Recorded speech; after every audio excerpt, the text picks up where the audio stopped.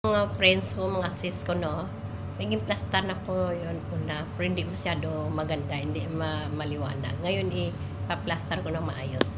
Kasi noon sis, nang maliit ng mama namin, nang medyo nandiyan na kami sa 13, sa 14, sinasabihan kami sis na wag daw kami, kung may makita daw kami mga maliliit na bulbul, ano yung tawag, balahibo.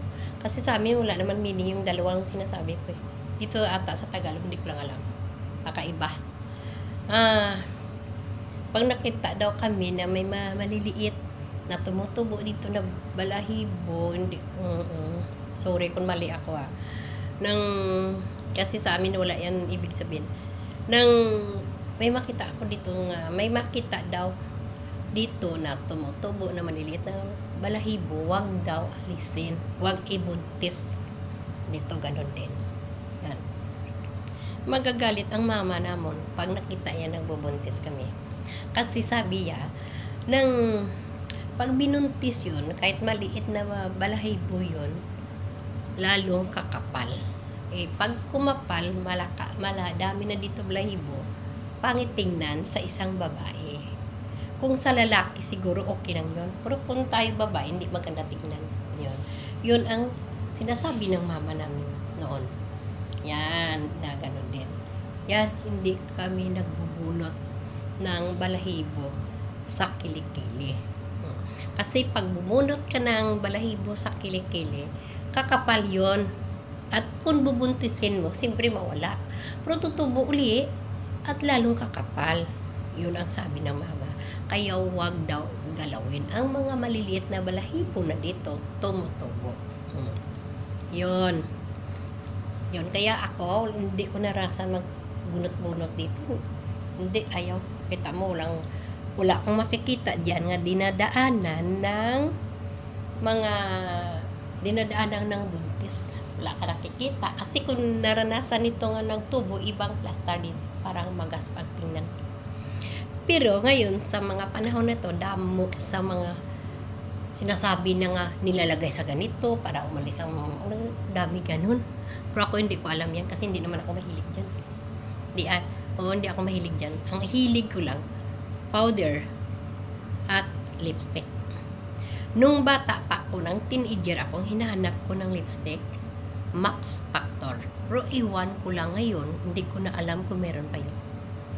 Ang isa nga, pabango. Kulo na nga yan pero mabango siya. Nakalimutan ko yung anong pangalan sa produkto nila. Kalimutan ko, isa lang yun. Pag wala na yung pabango na yun, hindi na ako gagamit ang iba. Yung mga pabango na ginagamit sa mga bata dito, sa anak ko, hindi ako gumagamit yan. Pwede ko rin gamitin yan pero hindi ako nakikialam. Kasi parang hindi ko type. Gusto ko yung type ko doon nga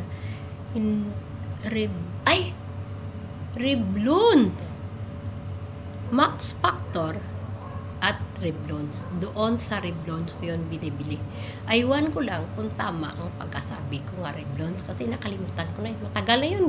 Nagti-teenager pa lang ako noon. Dalawa yun ang produktong ginagamit ko. Max Factor sa lipstick at sa Revlons sa kulon. Yun. Pero ngayon parang wala na yan Pero ngayon ko lang naalala. Mag-try ako. Nag-try ako magtingin-tingin sa mga malls. Try ko yun. Ayan. Yun lang ang ginagamit ko. Pero ngayon, hindi na to Max Factor kasi parang 2 beses ako sa mga nagtitinda sa mga pabango, mga papapaganda. 2 beses ako nagtanong kung meron Max Factor. Wala sila. Yung sinasabi ko nga Revlon, wala din. Wala. Pero iwan ko lang kasi 2 pa na mga department store ang tinanungan ko. Wala pa ako nakita. Yun. Kaya nga sabi ko hindi ako gumagamit ng kulon kasi pag hindi ko alam kung ano na produkto, hindi ako bumibili. Yun ang rason. Pati pa yung cosmetics. Hindi. Ibig sabihin pati pa yung mga cream na yan na hindi ko naman kabisado. Hindi ako gagamit. Lalo na pag di mo kilala ang binibilhan mo. Mas maganda doon ka bibili sa makita mo talaga naka-display at nakita mo talagang lisensyado. Doon kang bibili. Para hindi ka ma-scam. Kasi mahirap na eh. Kung mukha natin ma-scam, medyo ma-okay pang mukha natin, lalo yung papangit. Yun ang mahirap. Yan.